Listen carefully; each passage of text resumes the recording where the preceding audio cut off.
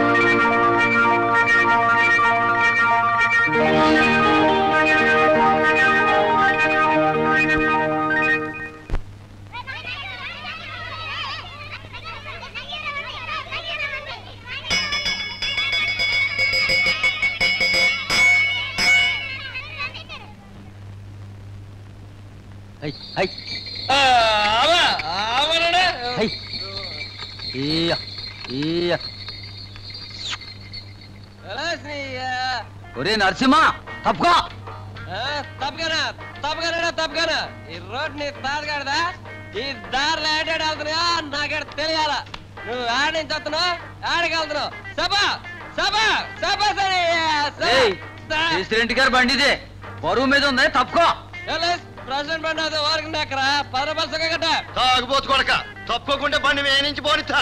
మీద నుంచి వెళ్తా ఎట్టా వెళ్తా నేను చూస్తారా? ఎలా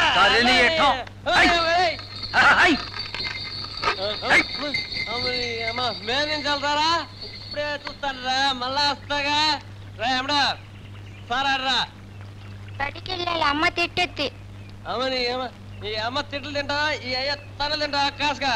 ఎలా ఎలా సారా అలా మరి సారాకి డబ్బులు? అబ్బలా అబ్బలా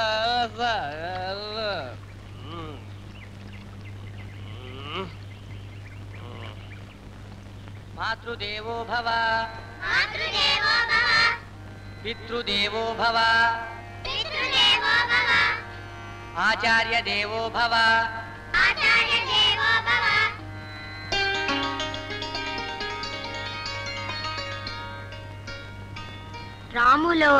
రాములోరు మంచి దేవుడు సీతమ్మ తల్లి పతివ్రత కాదమ్మా, పతివ్రత. పెద్దోళ్లను గౌరవించాలా. అబద్ధం చెప్పకూడదు. పెద్దోళ్ళకి దండం పెట్టాలా. పెద్దోళ్ళకి అమ్మా ఆయన వస్తున్నారే. దండాలండి. చిరంజీవి నువ్వు లేవకమ్మా, అన్నం పెడుతున్నావు. కొడుక్కి చదువు చెబుతున్నావా మల్లమ్మా? నాకేటి చదువచ్చు బాబు, ఆయన చదివించుకోవాలని ఆశ. ఏదో ఒకటి చెప్పకపోతే చదువు మీద బెంపొద్దని. బాగుందమ్మా, నీకు చదువు రాకపోయినా తల్లిగా నేర్పవలసిన మంచి మాటలే నేర్పుతున్నావు. దండాలండి. చిరంజీవ, ఏదైనా పని మీద ఊళ్ళోకి వెళ్ళి వస్తున్నావా? బాబు రోజు తాను కట్టబడి ఊళ్ళో నుంచి ఎక్కడికి నడిచి వచ్చి దీపం వెలిగించకపోతే ఏదో కూర్చుంత ఖర్చు మా కనబడేస్తాం, మేము వెలిగించి తను పట్టేస్తాం కదండి. ఎవరో వెలిగిస్తే నాకు తృప్తి ఉండద్దా నరసింహ? పెద్దోరు కదా, తమకు శ్రమ తగ్గిద్దామని. కన్న తల్లిదండ్రులకు సేవ చేసుకునే భాగ్యాన్ని శ్రమ అనుకుంటే ఎలా నరసింహ? వాళ్ళు నన్ను కంటమే కాదు, ఇలా గౌరవంగా బ్రతకడానికి మార్గాన్ని సూచించిన నా మొదటి గురువులు. వాళ్ళని జీవితాంతం గుర్తించుకుని గౌరవించడం నా ధర్మం. సత్యం చెప్పారు బాబయ్య. చెత్తం అమ్మాయ బతుకున్నా కూడా అట్ని ఈ రోజుల్లో సచ్చినాక కూడా మీలా గౌరవించేటోళ్ళు ఎవరున్నారని రోజు ఇది నాతో అంటుంది బాబు. దీనికి మీరంటే చాలా గౌరవం. మల్లమ్మ, దీపారాధన గాలికి కాస్త అటు ఇటు అయితే నువ్వు మెలుగుగా ఉన్నంతలో కొంచెం వెలిగించు తల్లి. అట్టాగే బాబు. వెలిగించలేండి బాబు, మధ్యలో నూనె అయిపోయినా పోతా ఉంటది.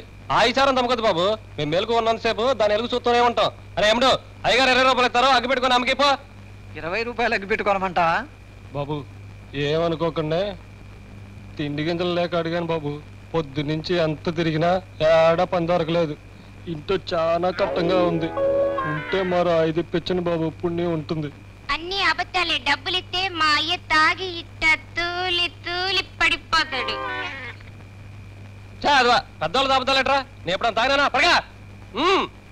నరసింహ, వాడికి ఇంకా అబద్ధం చెప్పే వయస్సు రాలేదయ్యా. చిత్తం ఆ యాదవ పనిలో ఒళ్ళు పులిసిపోయి ఎప్పుడన్నా ఒక సుక్క తప్పక. నరసింహ, జంతువుల్లో పిల్లలు తల్లి వెనుకనే నడుస్తూ అనుకరిస్తాయి. మనుష్యుల్లో పిల్లలు తల్లిదండ్రుల కంటే ముందే పరుగులు తీస్తూ అనుసరిస్తారు. మనం నడిచే మార్గంలో 10 అడుగులు ముందు ఉంటారు. మనం ఎన్నుకున్న మార్గం మంచిదైతే వాళ్ళు అందులోనే అభివృద్ధిని సాధిస్తారు. వస్తానయ్యా, వస్తాను మల్లమ్మ. అట్టాగే బాబు. చెప్తారా కలుపుగా నిజమే కదా చెప్పినాడు. అయితే మాత్రం అదేటి గింజలకు అగ్గి పెట్టుకుని తీసుకుని జేబులో పెట్టుకుంటున్నావు? అరగంట ఆయన ఎత్తాడేటి అగ్గిపెట్టి అక్కడ నరసింహ, బాబు బాబు తమరింకా వెళ్ళలేదు. కూర్చో, కొద్దిగా మాట్లాడాలి. కూర్చో, పర్వాలేదు, కూర్చో. తమరుకోకండి బాబు. అలాగే.